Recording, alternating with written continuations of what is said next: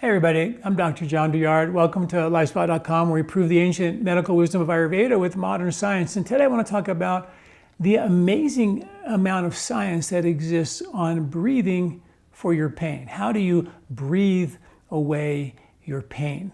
And there is simply no shortage of studies. I've got a whole document here of study after study after study. So I want you to know that this is something that is actually well understood, but rarely practiced when you're looking at pain or chronic pain.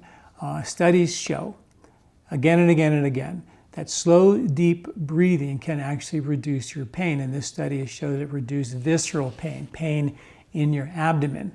Another study showed that pain can actually affect how you breathe, right? And then you breathe more shallow, and which can affect more of an upper chest kind of a breath, which creates activation of the receptors in the upper chest, which are your fight or flight receptors, which tell your body life is an emergency. We tighten up, and that can cause more pain. Slow, long, deep nasal breathing can actually mitigate that pain by calming the nervous system down. And we'll talk about how that happens here in just a minute.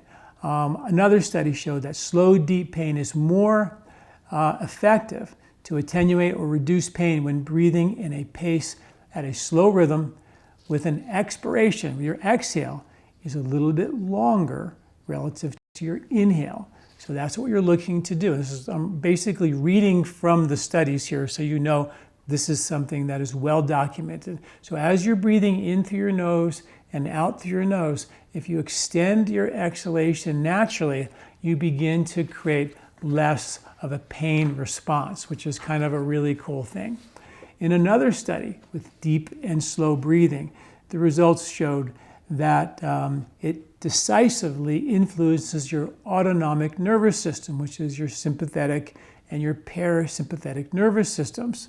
And it shows that the longer, slower breathing activates the parasympathetic nervous system.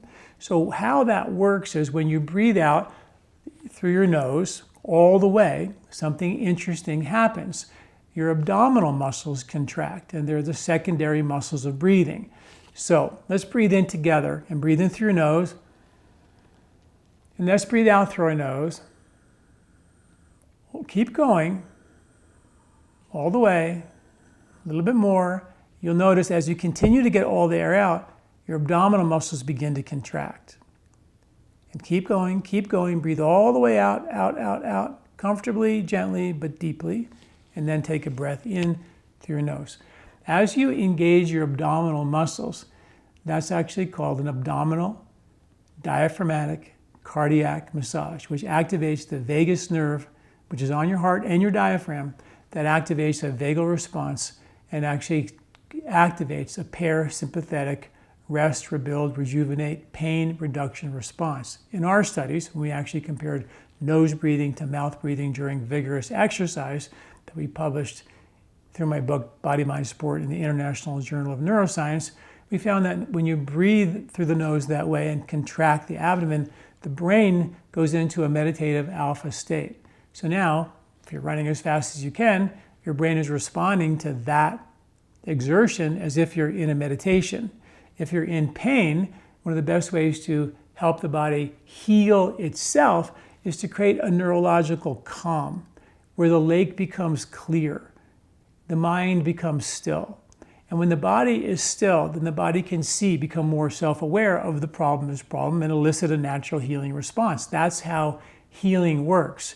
If you're stressed out, the body's just trying to help cope with the things you're trying to do, all the activities that you're trying to get through the day. But when you rest at night, your body heals. When you meditate, you get more of a healing response. You get more of a parasympathetic response.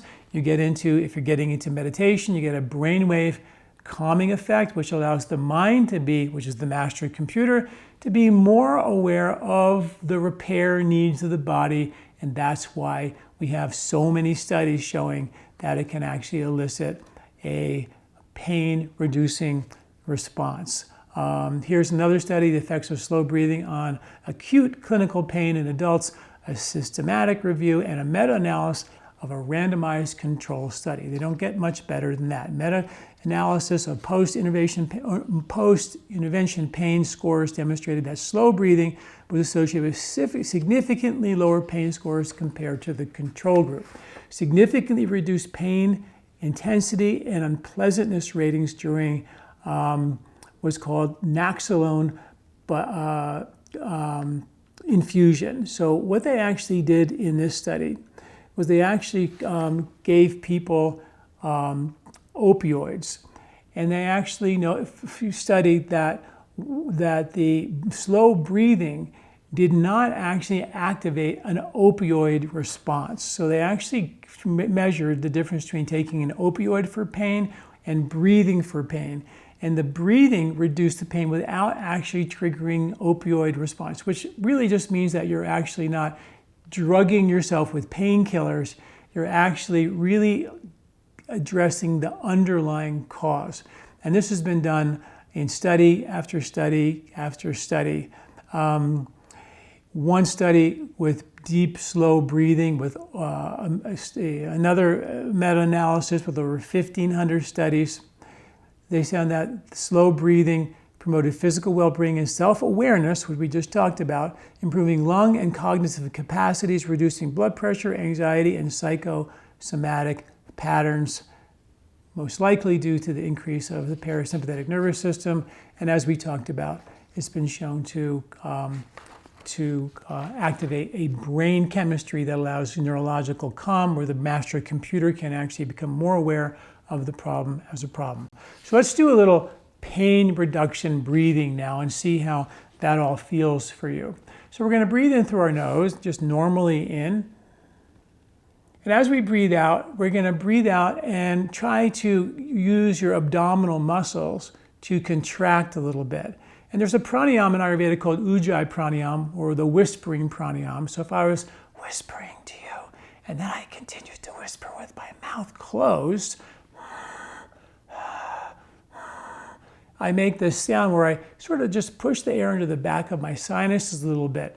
And what that does, if you notice, when you make that whispering sound with your mouth closed, you instantly will notice your abdominal muscles contract. If you try to make that sound without contracting your abdominal muscles, you can't. And that's kind of what this pranayama breathing technique does. It engages that abdominal diaphragmatic cardiac massage, flips your brain into an alpha state. And this is the same breathing pattern we use during exercise. It's only doing that exhalation completely to get that parasympathetic brainwave, alpha brainwave activation, which is, I think, pretty cool, actually, when you really think about it. So one thing you can do is when you breathe in and then breathe out, kind of narrow your rib cage a little bit, squeeze the abdominal muscles out, feel that abdominal muscles contract, slow, and then in again, feel your belly a little bit. Then your ribs, don't go too high on your ribs, keep it kind of low. And then out again, lengthen that exhale. If you have capacity, you can even create an exhale hold, a couple of seconds. And then again, fill your belly. Keep the air in the lower part of your rib cage. Don't go up here. And then as you inhale and then breathe out, narrow the rib cage, contract your abdomen, make that either whisper sound or Darth Vader respiratory-like sound as you squeeze all that air out. You can lengthen the exhale and you can lengthen the exhale hold and try to make the exhale longer than the inhale. And you can do an exhale hold versus an inhale hold, and all that is directly linked to parasympathetic activation and a reduction of your pain. I have written a complete article on this at LifeSpa.com. You go to my website, LifeSpa.com, search up slow breathing for pain, and that article will pop up for you. You can read all the science and follow some of the exercises that are there in the many articles that I have on breathing and pranayama techniques there at LifeSpa.com. Thanks for listening. I'm Dr. John Douillard. Hi everybody, I just want to take a minute and tell you what we do here at LifeSpa.com. I've been in practice now for 40 years, 38 of them have been practicing Ayurvedic medicine full-time. For the last 20 years, I've been writing articles and doing videos on the ancient medical wisdom of Ayurveda with the modern science. You know, if something's been around for 1,000 years, still practiced today, and you have modern science to prove it, boy, I really feel like that's something we should all be taking a look at. And that's what we do at LifeSpa.com. And all that information is for free. So just go to LifeSpa.com and search in your health topic, and you'll get the information, the article that you need, hopefully that will help you.